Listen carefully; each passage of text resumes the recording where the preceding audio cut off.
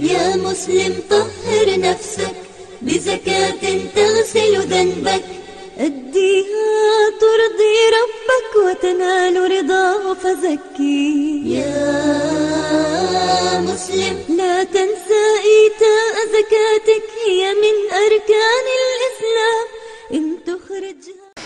بسم الله الحمد لله والصلاة والسلام على رسول الله وآله وصحبه ومن والاه أما بعد. Chers frères et sœurs, assalamu alaikum wa rahmatullahi wa barakatuh. Cette vidéo a pour objet de faire un petit rappel sur la comptabilité de la zakat. Comment calculer sa zakat?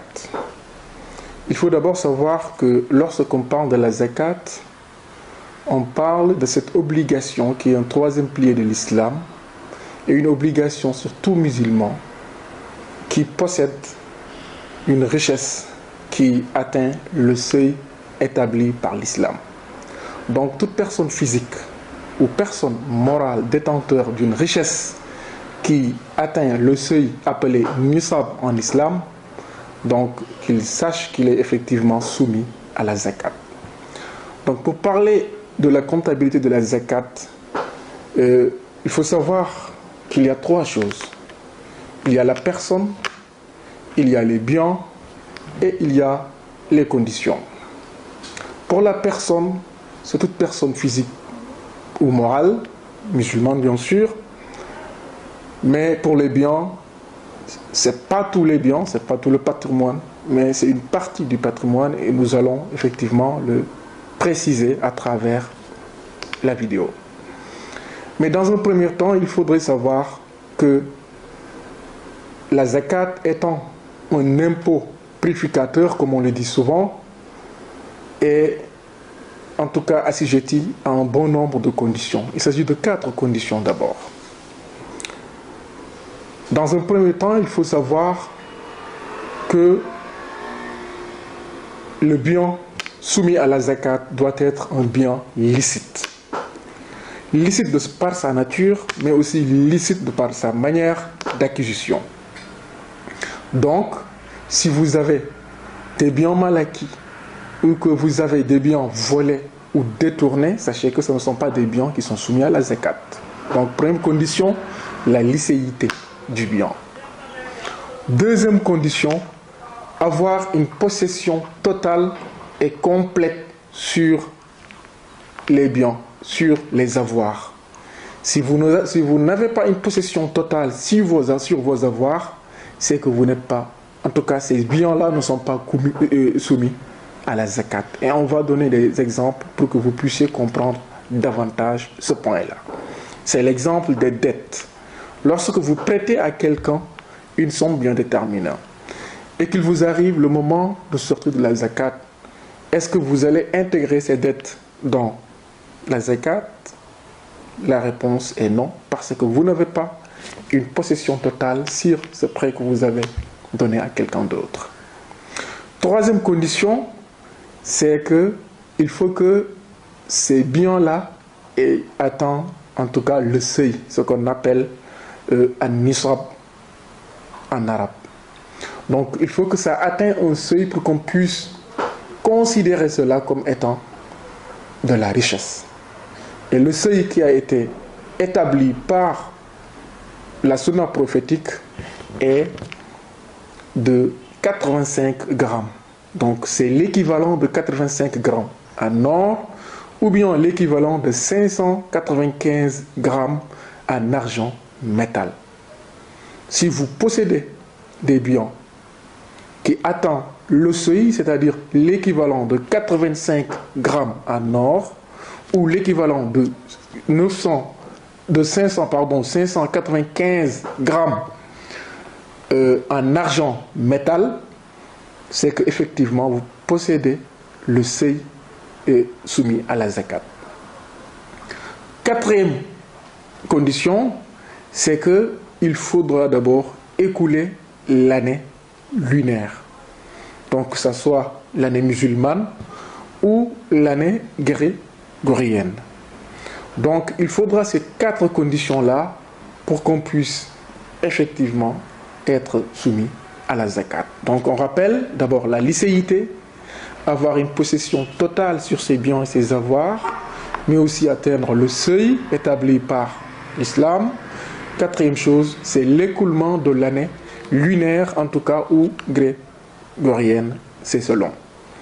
Une fois qu'on a réuni ces 4 conditions et qu'on devient, en tout cas, zakatable, entre guillemets, il faudra maintenant passer à la comptabilité de la zakat. Et là, on va procéder à une classification des biens que nous avons. Et c'est très simple. La classification est basée sur 6 actifs. 6 rubriques en tout cas. D'abord, il y a ce qu'on appelle les actifs monétaires. Il y a ce qu'on appelle les actifs commerciaux. Il y a ce qu'on appelle les actifs d'investissement. Il y a ce qu'on appelle les actifs à location, les actifs locatifs. Il y a aussi ce qu'on appelle les actifs à la consommation. Et il y a ce qu'on appelle les actifs, disons, de la dette.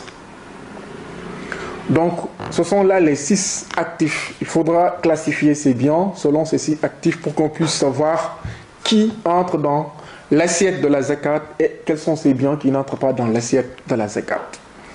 Pour ces 6 actifs-là, il n'y a que 2 qui entrent dans l'assiette de la zakat, à savoir les actifs monétaires. Et lorsqu'on parle des actifs monétaires, on parle de l'argent que vous avez dans votre compte bancaire, compte courant ou compte d'épargne, dont vous êtes titulaire et vous avez la totale possibilité d'y accéder à tout moment pour récupérer tout ce que vous voudrez. Donc, quand vous avez ces actifs monétaires ou que vous avez des actions financières, sachez que là, on est dans la rubrique des actifs monétaires et ils sont soumis à la zakat. Si aussi vous avez quelque part thésaurisé en tout cas des lingots d'or ou d'argent, en guise de les rentabiliser ou peut-être de faire en sorte que d'avoir beaucoup plus en pouvoir d'achat, là vous êtes encore, vous avez un actif monétaire qui est soumis à la zakat. Deuxième rubrique, ou bien deuxième classification, ce sont les actifs commerciaux. Donc tout ce que vous avez, tout ce que vous possédez dans le cadre commercial aussi est assujetti à la zakat, est soumis à la zakat. Et aussi, il faut aussi savoir que c'est à la valeur, disons, marchande. Troisième classification, ou bien troisième rubrique, il s'agit des actifs à location. Les biens que vous avez qui sont mis à location ne font pas partie des biens soumis à la zakat. Par contre, ce qui est soumis à la zakat, dans ce cas-là, ce sont les revenus locatifs.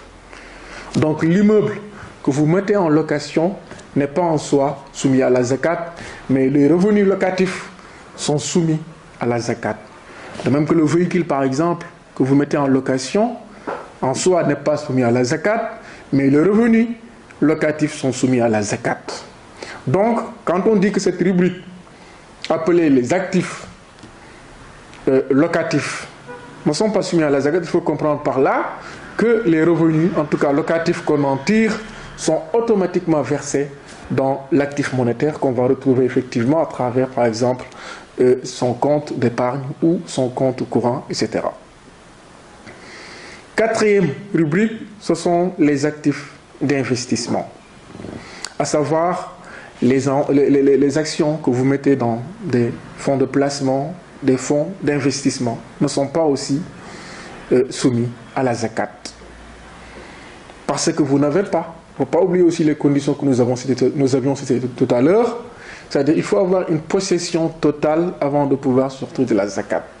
Alors, ces actions que vous avez mis, ou bien ces biens que vous avez mis en placement quelque part dans des fonds d'investissement à long terme ou à moyen terme, vous n'avez pas accès à ces biens-là, donc ils ne sont pas soumis à la zakat parce que parmi les conditions, en tout cas, de la zakat, il faudra d'abord une possession, une possibilité de pouvoir agir et de disposer en tout cas, de ces biens.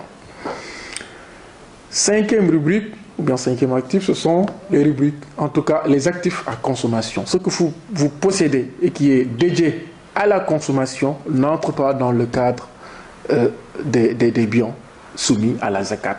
C'est l'exemple des maisons que vous habitez. C'est par exemple l'exemple des bijoux pour les femmes, en tout cas s'ils sont dédiés à l'usage personnel. C'est aussi par exemple les véhicules que vous possédez à l'usage personnel, etc. Sixième actif, bien sixième rubrique, c'est effectivement ce qui a trait à la dette.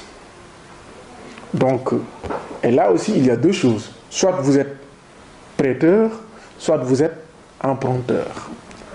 Lorsque vous êtes prêteur, que vous donnez à quelqu'un de l'argent et qu'il vous arrive le moment maintenant de sortir de la zakat, il n'est pas question de calculer ce que vous avez comme passif dans vos biens soumis à la zakat. Donc, parce qu'il n'y a pas une seule preuve, ni dans le Coran, ni dans la Sunna, qui soumet la zakat sur les dettes. Donc là, il faut le savoir. Deuxième élément, c'est que aussi, quand vous avez un prêt que vous avez donné à quelqu'un d'autre, c'est que vous n'avez pas une possession totale sur cet argent-là. Et la condition est très claire, il faut avoir une possession totale sur vos avoirs et sur vos biens pour que vous puissiez effectivement faire sortir, acquitter de votre zakat. De même que si vous êtes emprunteur, vous empruntez de l'argent quelque part, alors, et que vous utilisez dans la consommation, vous n'êtes pas appelé à la fin de l'année de sortir de la zakat à partir de ce que vous avez comme, en tout cas, emprunt. Parce que vous l'avez consommé et c'est intégré dans le cadre de rubriques, en tout cas, liées aux actifs à consommation. Donc, voilà en quelque sorte, ou bien en gros, les 6 actifs sur lesquels on peut se baser pour pouvoir comptabiliser les biens qu'on a et sortir de la zakat. Je répète encore une fois, il s'agit de 6 actifs, soit des actifs monétaires, soit des actifs commerciaux, et ces deux rubriques sont effectivement soumis à la zakat, soit des actifs, disons, pour la consommation, des actifs liés à la dette, des actifs locatifs et des actifs d'investissement. Ces 4 rubriques-là ne sont pas soumis à la zakat. Alors, il faut qu'on donne un petit exemple pour qu'on puisse faire comprendre aux gens. Je donne l'exemple d'un certain Ablaye Ndiaye.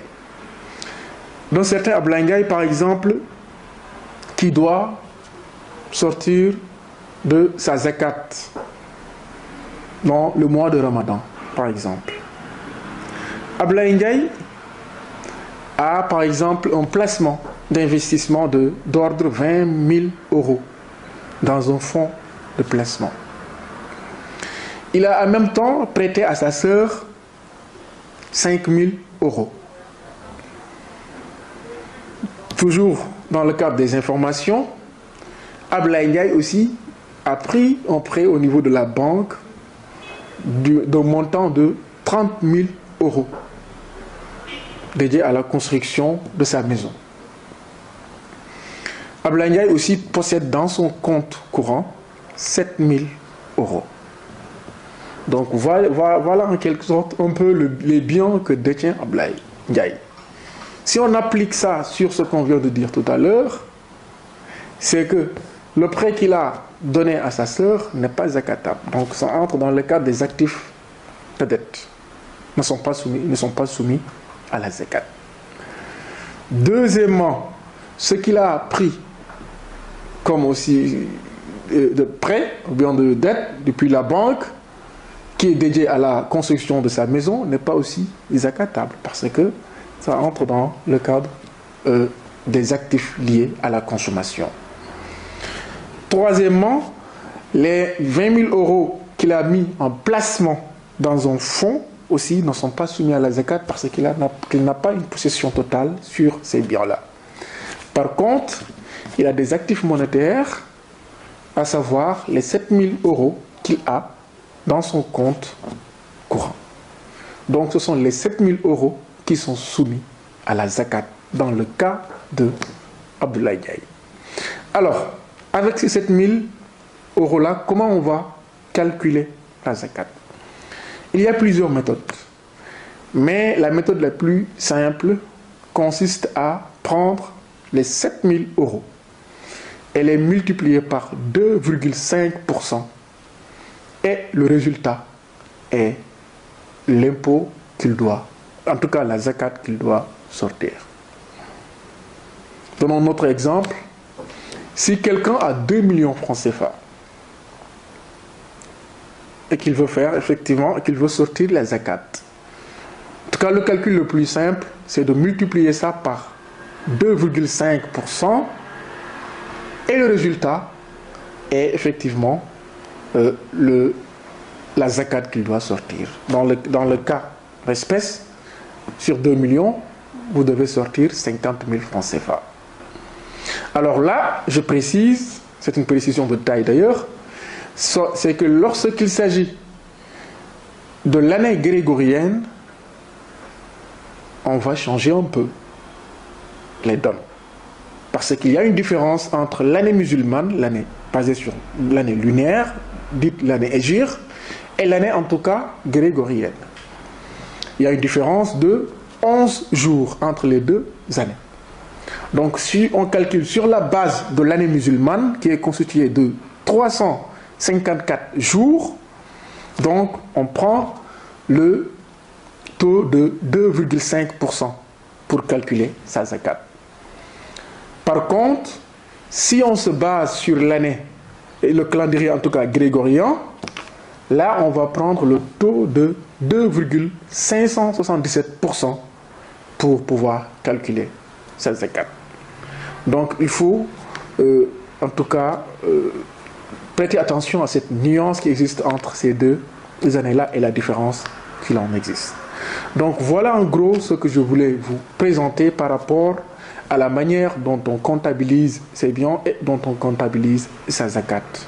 Je vous remercie. Assalamu alaikum wa rahmatullahi wa barakatuh.